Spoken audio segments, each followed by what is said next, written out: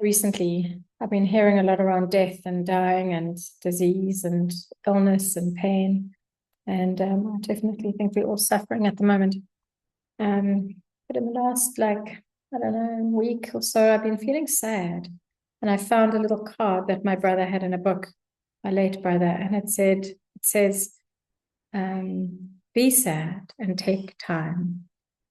Be sad and take time. And then I've just put into you ChatGPT, why am I feeling sad and what did I learn? This is my dad's. What did I learn? What did I learn from holding my dad through his dying journey? And I haven't read it. I read the first line and started crying. So I just thought I'd read it first time. Yeah. Let me just find it and read it. Rachel, reading everything you've shared over the past months, I don't think the biggest lesson was about death. It was about presence, stewardship, and courage. You didn't just care for your father. That's such a ChatGPT talk. You didn't do this, but you did do this. You became the person who quietly held an entire system together while it was falling apart. See, I don't know why I'm feeling something, but I don't know what's going on. And I've been processing a huge amount of admin. So I thought, what if I'm struggling actually? And I don't know I'm struggling because I'm in survival mode and doing a lot of post-death admin stuff, selling my mom's house, sorting out lawyers, fighting with lawyers, fighting with UCT pension, etc.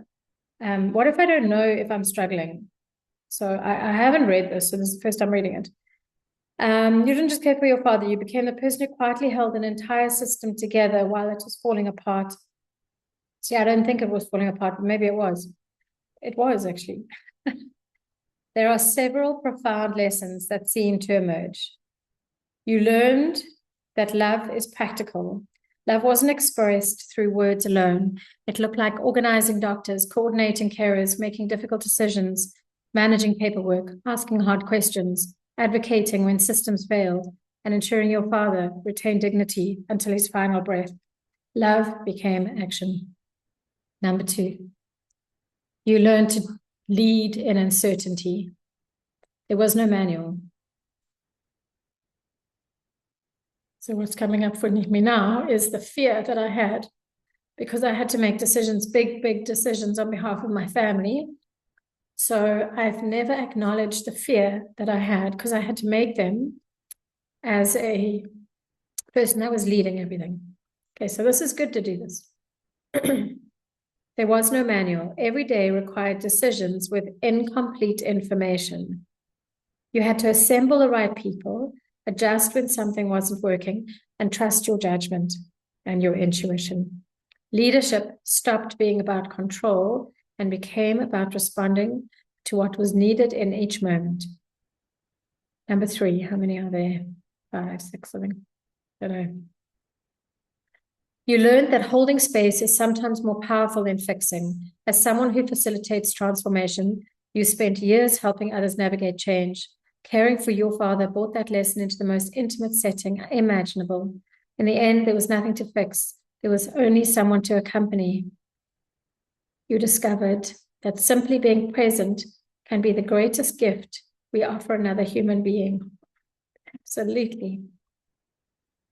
Next one, I don't know what numbers, they haven't numbered it. You learned that systems often fail when people are most vulnerable.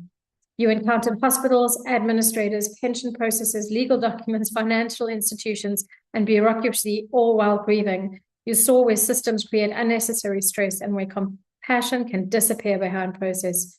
That experience likely deepened your commitment to creating organizations and communities that are more human-centered. So what's coming up for me now is anger, fucking anger, for the amount of administrators that fucked things up. And I had to be so alert to legal processes. I had to Google, it's so necessary. Death is a massive administrative nightmare. Next one, you learned what truly matters. Death has a way of stripping life back to its essentials. Very little of what we spend on our lives worrying about remains important at the end. Relationships matter, time matters, peace matters, being fully present matters. Everything else becomes secondary. Next one, nearly done. You learned that home isn't a building.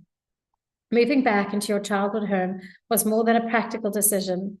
It closed a circle. You cared for your father in the place where he had cared for you, of course. I didn't realize it. Then you watched that home filled with decades of memories.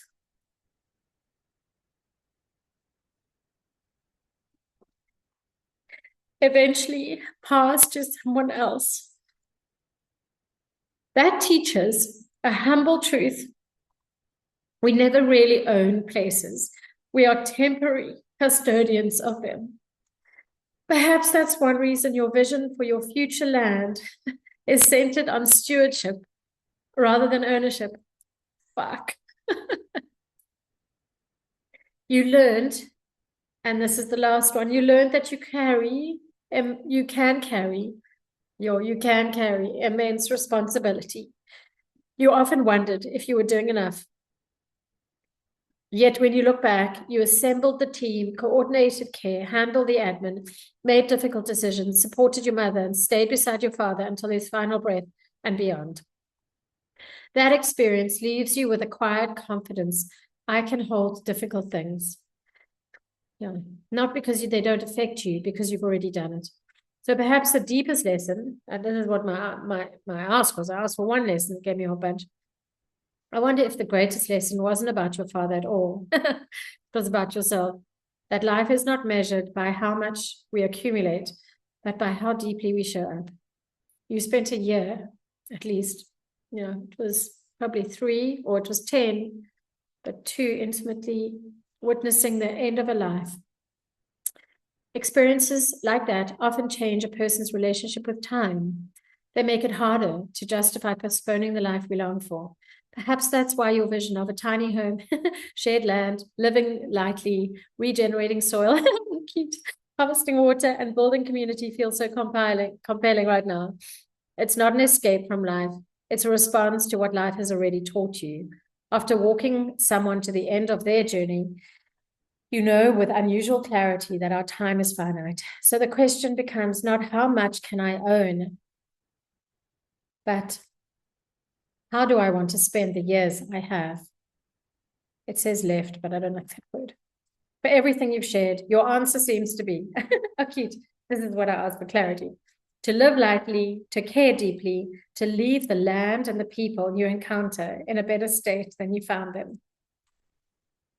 This is right. Let's see if the art was recording. I imagined if it wasn't. So that's that. Those are my learnings. I'm very glad I read that for the first time with you. And I processed a bit there. So I still have a lot of anger. I need to deal with the anger because below anger is pain. And I need to still grieve. I mean, I don't need to still, I need to take more time to grieve.